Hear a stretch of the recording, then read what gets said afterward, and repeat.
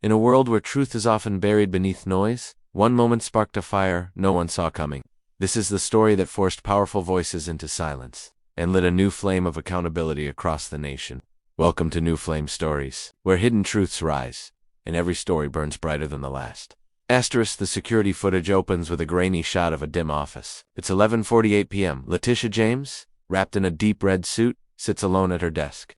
The glow of her monitor lights her face as she types, uploads, and finalizes a document. A signature flashes, L. James Agnew.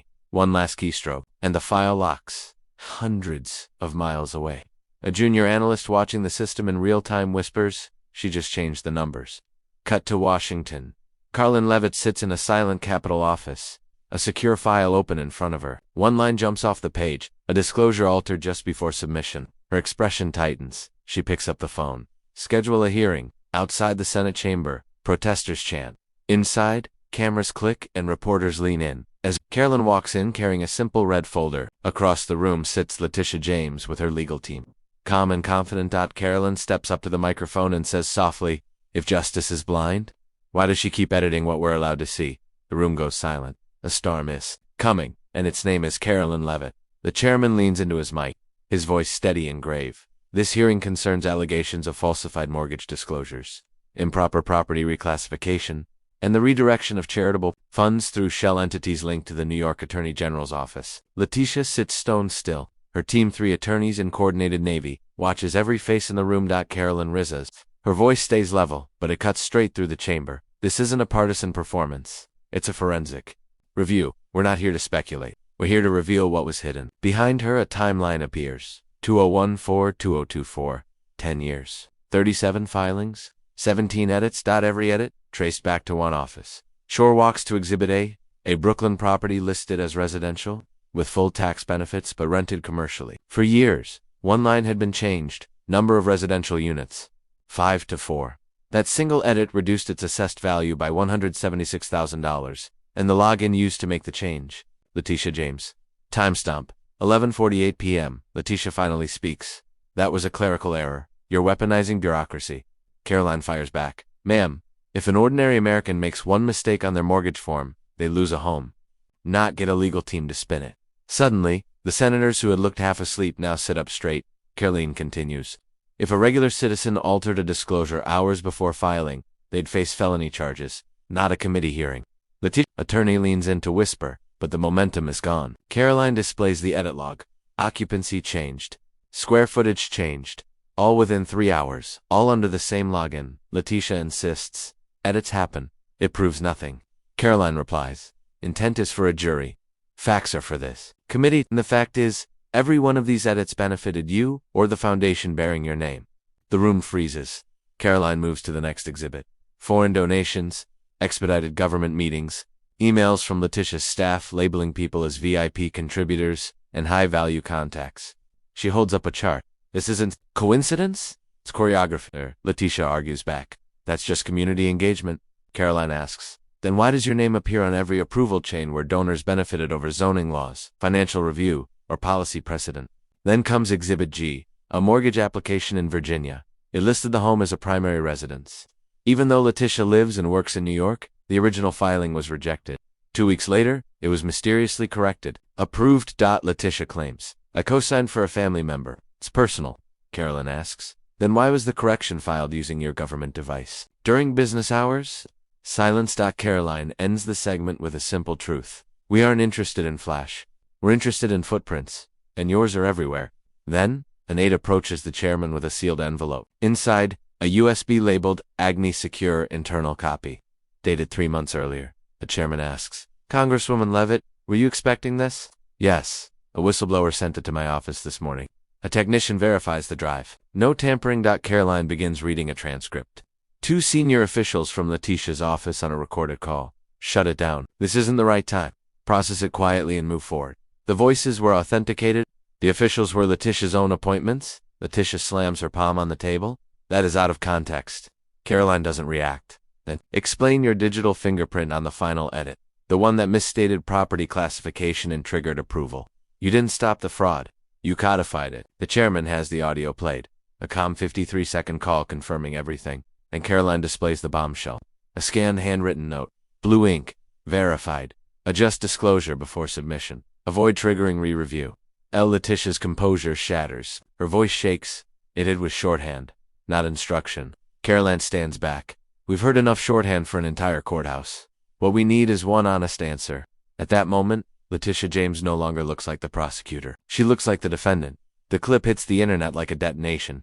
By noon, the hashtag James collapse trends at #1. Millions replay Karoline's line. You didn't stop the fraud.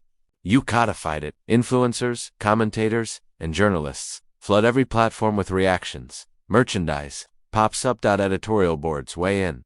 Even her allies can't deflect anymore. Karoline's inbox fills with invitations from churches, veterans, universities, think tanks. The public calls her method the Leavitt method. Calm, relentless, documented, surgical. Meanwhile, Letitia's media strategy collapses. Her interviews shrink. Supporters step away. Every narrative circles back to one thing: the note, the audio, the metadata, the pattern. And Karoline's steady voice behind it all. Even her closest political allies began stepping away. People who once fought to stand beside her now avoided being photographed with her at fundraisers. Her calendar, once crowded with appearances, suddenly had long, empty stretches. She didn't just lose an argument, she lost control. And Karoline. She didn't boast. She didn't even smile at the downfall. She didn't need to. The truth was doing all the work.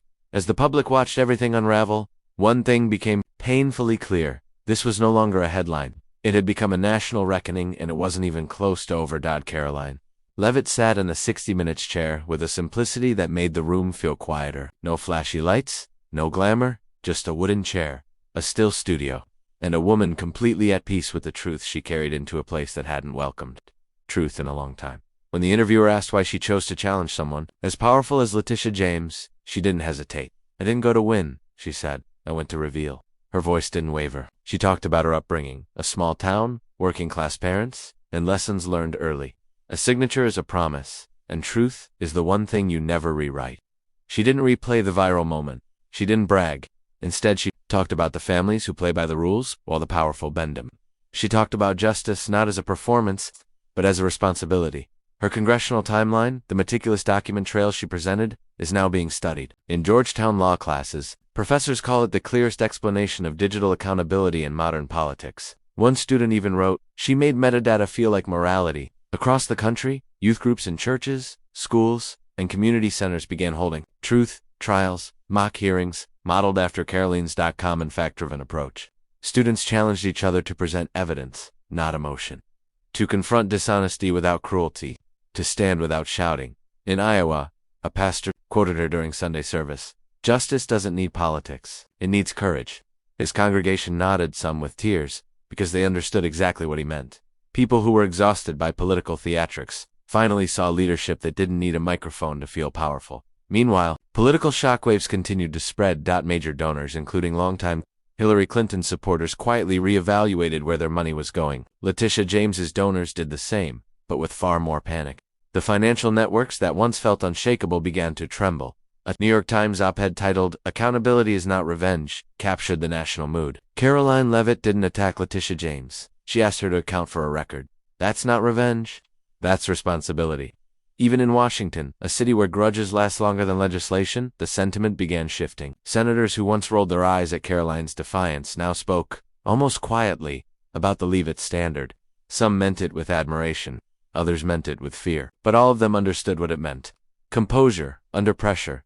Clarity without cruelty. Command without arrogance. No one felt the shift more painfully than Letitia James. She canceled 2 upcoming speaking events, citing schedule conflicts. Though everyone knew why, her approval numbers collapsed. Her inner circle fractured. A senior aide resigned, saying only, "The office needs a reset." Staffers no longer defended her in group chats.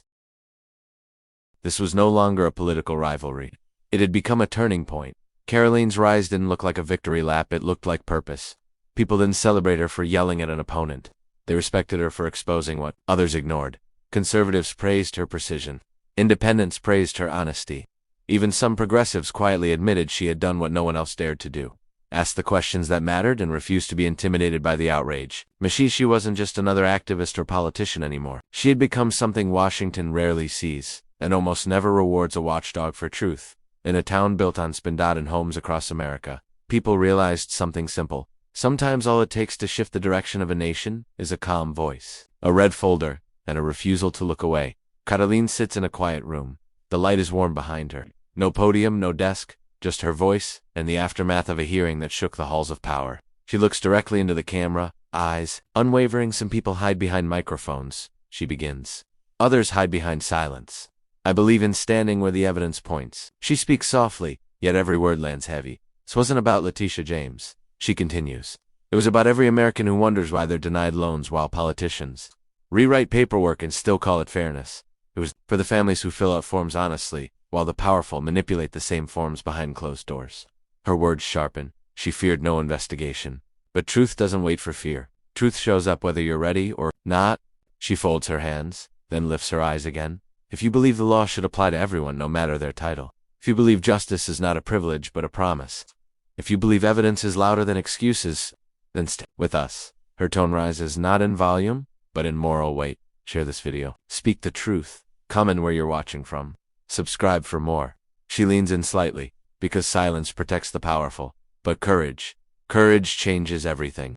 The room goes still. No music, no graphics, just the echo of accountability. She doesn't flinch. She lets the moment breathe. This wasn't about a headline. It wasn't political theater. It was about all the unseen moments where power protects itself, until someone finally steps in and says, "No more." Karoline didn't say those words with rage. She said them with reason.